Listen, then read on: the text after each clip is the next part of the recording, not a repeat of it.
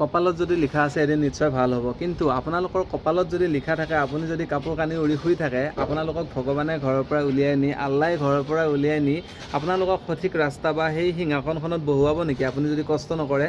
সদায় মনত ৰাখিব, আপুনি যদি পৰিশ্ৰমী, আপুনি যদি নিজৰ কৰ্মফলত বিশ্বাস কৰে, আপুনি যদি নিজৰ হাতৰ কষ্টক বিশ্বাস কৰে, তেনেহ'লে আপোনাক সদায় ভগৱান, আল্লাহ, ঈশ্বৰ, গড আপুনি যিহতেই বিশ্বাস নকৰে কিয় সেইগৰাকী নেদেখা শক্তিয়ে আপোনাক সদায় সহায় কৰিব। কিন্তু আপুনি যদি অকল হাত সাৱটি বহি থাকি ভাগ্যক ধিয়াই সদায় ঘৰত বহি থাকা, তেতিয়াহ'লে আপোনাক কেতিয়াও সহায় কৰিবলৈ কোনো আগবাঢ়ি নাহে।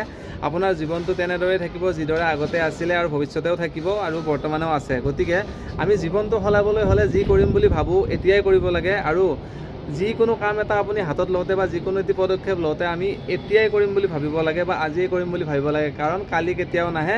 কাৰণ আমি নিজেও সেইবিলাক কথাৰ ভুক্তভোগী যে আমি বহুতো ক্ষেত্ৰত ভাবোঁ যে কালি কৰিম বা কালি যাম, কালি এডমিশ্যন ল'ম, কালি ব্যৱসায়টো আৰম্ভ কৰিম। তেনেকুৱাকৈ মোৰ দৰে বা আপোনাৰ দৰে বহুত লাখ লাখ মানুহে ভাবি থাকে যে এইটো কাম মই কৰিম। গতিকে যিজন মানুহে প্ৰথম কৰিব শুদ্ধ পদ্ধতিৰে, শুদ্ধ পথত, শুদ্ধ ৰাস্তাৰে গৈ কৰিব, গতিকে সেইগৰাকী মানুহে সফল হ'ব। আৰু সেই সফল ব্যক্তিগৰাকীৰ কষ্টৰ আঁৰত কিন্তু সেই নেদেখাজনৰো বহুতো অৰিহণা থাকে, আৰু নেদেখাজনৰ ইচ্ছাৰ বিৰুদ্ধে হেনো গছৰ পাত এটিও নলৰে, এনেকুৱা মানুহে কোৱা শুনিছোঁ। আৰু সেই বস্তুটোৰ ওপৰত মই বহুত বিশ্বাস কৰোঁ, কাৰণ নেদেখা সেই শক্তিয়ে আমাৰ গোটেই পৃথিৱীখনক চলাই আছে, আৰু সেই নেদেখা শক্তিৰ আশীৰ্বাদ পুষ্ট হৈয়ে আমি মানৱ জীৱন এটি লাভ কৰিছোঁ। আৰু মানৱ জীৱন লাভ কৰিছোঁ যদিহে আমি গাঁওখনৰ কাৰণে, ঘৰখনৰ কাৰণে, চহৰখনৰ কাৰণে, ৱাৰ্ডটোৰ কাৰণে বা আপোনালোকৰ অঞ্চলৰ কাৰণে বা মানৱ সম্পদ হিচাপে মানুহৰ ভালৰ কাৰণে কিবা এটি কাম কৰিবই লাগিব, হয়নে নহয়? আপুনি যদি এটা সৰু কামো কৰি আছে, সেই কামটো কিন্তু আপোনাৰ চকুত সৰু হ'ব পাৰে, কিন্তু সেইটো বহুত মূল্যৱান বা দৰকাৰী কাম কাৰণে আপোনাৰ চলি আছে। গতিকে আপুনি যি কামেই নকৰক কিয় খুব সুন্দৰকৈ কৰক, আৰু সকলোবোৰ কামকে যদি ধুনীয়াকৈ কৰা যায়